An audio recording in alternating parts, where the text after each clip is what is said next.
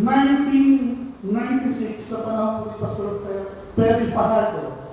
Ako po ay pinahintulutan ng church na mag-CS. At isang pagkakataon ay nagkaroon po ako ng pagkakataon ko ngayon. Sobrang nanginig po ako na hindi ko alam kung paano magsimula. Hindi ko na rin alam kung paano tapusin.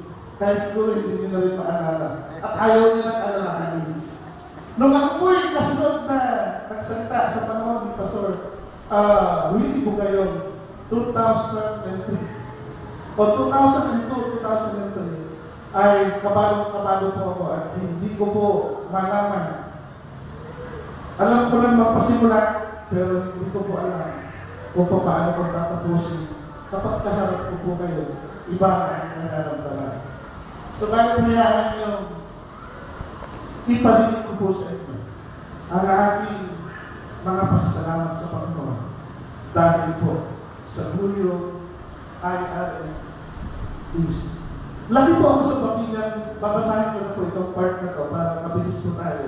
Laki po ako sa pamilyang walang-wala o isang kahit isang tuka. Taong 1981, nang unang banlayan ng pamilya dito sa Luzon. Wala po sa Mindanao. Specifically sa Santo Banatas, Bulacan.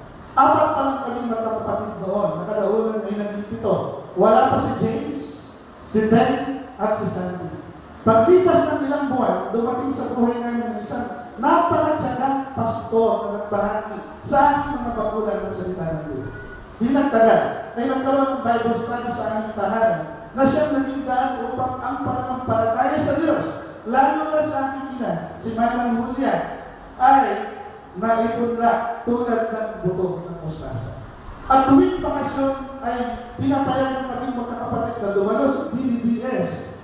Hanggang sa ito ay naging regular na napagdalo sa mga pananambahan at panagawan.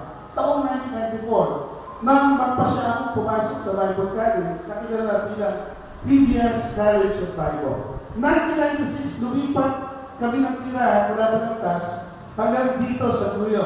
Doon kami unang nanirahan sa compound ng Kaborji at Kajensi na kalaunan na naging ninong at ninang namin sa kasal. Year 2000, natapos ko ang aking pag-aaral sa Pilipinas. Maraming salamat sa Panginoon. Yung mga pangalan mababangkin, purihin ang Panginoon sa buhay ko ninyo. Purihin ang Panginoon sa buhay ko ninyo. Pero hindi ko kayang pilihin na banggitin. I can't but mention your names. Una, maraming salamat sa Panginoon dahil nung ako ay nag-aaral, di nagsawang tumulong sa akin si Pastora Lydia Mariano. Alam ko, kahit nung nag-aaral ng mga kapatid ko na sila Ten at Sandy, sa Kevin Panoa, ngayon ay Jesus Lord and Savior Colleges, Christian Colleges Foundation Arts o INC. Medyo haba ako kasi pasensya na kung hindi ko masyadong manabigyan ng tuwan. Takbuhan ang aking ina upang humingi ng tulong ang aking pamilya.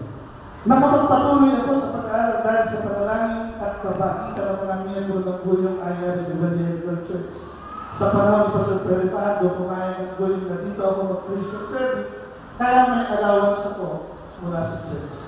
Aminan mo na kasama ko sa mga panahon po niya, lagi po siya nakaalala sa akin. Nung ako po ay kasal noong 2002, ay totoong napakalit lamang ng aming nag-ipon more or less 2 5. Nagpapakasalo ako 2 5. Gusto ko na magpakasal. Salamat po na sa Panginoon at sa mga taga-Guyong ang naging dahilan para mag-daos nag-desente. Noong ito 2 5 yung pera ko, nag-daos nag-desente na aming kasal. Mahirap isipin na Pastor Bertie. Salamat sa pamilya ng Ninang Jess at Ninang Bonji. Na sa panahon niyo, para sila pa ang mas nag-aalala kaysa sa aking mga magulang kung paano magdadaos ang aking kasal. Sa mga kapitbahay na sila, Nanay Nita, Nanay Lunia, Inang Sally, Kuya Ato, at Lucy, lahat ng mga Himeno, na tumulong. Salamat po sa inyo pong lahat. Hindi ko na mag-isa-isa ang inyo pong mga pangalan. Sa iba't ibang kaparaanan na pagpapala po kayo sa akin at sa aking pong pamilya. Di ko na sa siya, Buenaventura, na nagbigay ng hope, wisdom and suggestion sa aking po kung paano may dadalos na siya po ang nag-suggest. Yung mga ninong po namin, ang nanay Gracia po ang nag-suggest na yung mga pakinggan ninyo, ipauna nyo na para magastos po sa kasalan. Napakabulungan ng ideal. Ang nanay ko naman, kung narinig po ito, ay ewan ko ba rin, laki masyado na kanyang pananampalataya. Salamat sa akin ng napakalakas ng loob. Dito po sa bahagi ito, kay Ate D, salamat po sa inyo pong mga parte. Kaya Ate Aaron, na nag-asikaso ng program, at mga papel, nilalalahin niya sa lahat ng mga Mariano, sa Ninong Eli at Ninong Maya, nagpahiram ng sinisig pagkasal, sa Ninong Lodi at Ninong Gloria, kaya Ninong Edgar at Ninong Mona, na lagi nagtatanong kung ano pang mga kailangan. At sa mga yumaong Ninong, tama po ba? Ang Ninong Binong po ay yumaong at ang kanyang libakan. Tama po ba? Pabuti po, kasi baka ako nagkamali po ko, Ninong, patawad po. Salamat sa inyong mga pagkunawa na gawa ng paraan para maging disente. Nung una ay pansin at Diyos na namin pong reception, naging cater pa at bonggang kanina. Nung ang kapatid ko si Jerome, nandito po siya, pwede ba siya tumayo? Jerome, pwede ba tumayo? Nung ang kapatid ko si Jerome ay kinapuha na malubang karangalan, pwede ka na magpapagpatid. Kayo pa rin, mga taga-Guyo, ang tunay namin kapamilya sa panahon ng mga pangangailangan. Nakakatawanin ko na rin ang karanasan ni James. Sir James, hindi pa tayo nakakausap pagpag dito. Pero in-mention ko na dahil pinagmamalaki kita, di makapasok sa PUP dahil walang pamasahe. Pero talagang determinado tapusin ang kanyang pag-aaral sa kolehiyo. Ginawa niya Ninong Eddie at Ninong Bonji na taga-washing ng mga bus. 50 pesos po ang bawat bus. Pagka nakalimang bus ka o limang bus, sobra-sobra na po yun para pambaon. Kaya walang pinasok na rin pati pang mga doktor. Ngayon, saludo po ako sa inyo. Naisang pa nyo na naman ang aming pamilya. Gulong ang inyong pananampalataya ay buhay at sadyang makapangyarihan. Kaya naman ito ay nagbunga ng makapangyarihan din pananampalataya. Ang laki ng ambak ninyo sa panalangin at pagtulong. Kaya narating ni James sa kanyang kalagayan ngayon. Dahil sa inyong mga panalangin at pagtulong, nasa Australia na ang buong pamilya ni Ken at Lidinti. Dahil sa inyong panalangin at tulong, si Sandy ay nagbabarko na rin.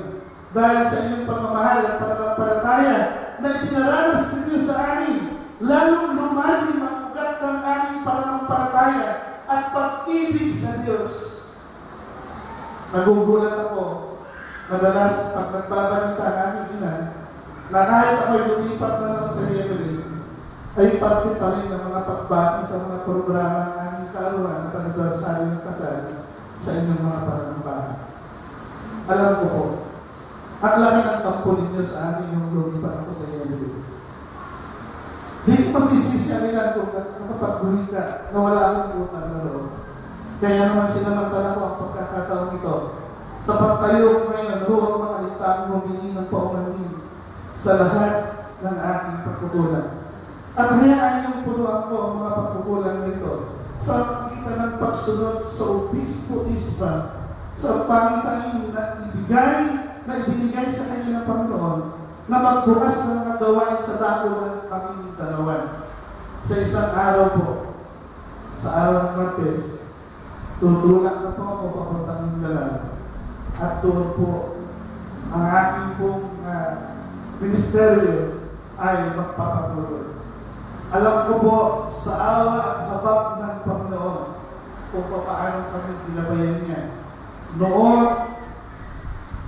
alam kong gagabayan niya Kami, ako, ngayon, opo, mga kapatid, hindi mo opisyal na manggagawang nagbabalik sa ilalim ng kandila ng IRNEC. This is for that. Habang kami nabubuhay, wala na pong lipatan. Wala na pong lipatan. Maraming salamat po, IRNEC. To God be the glory. First part pa lang ng mensahe.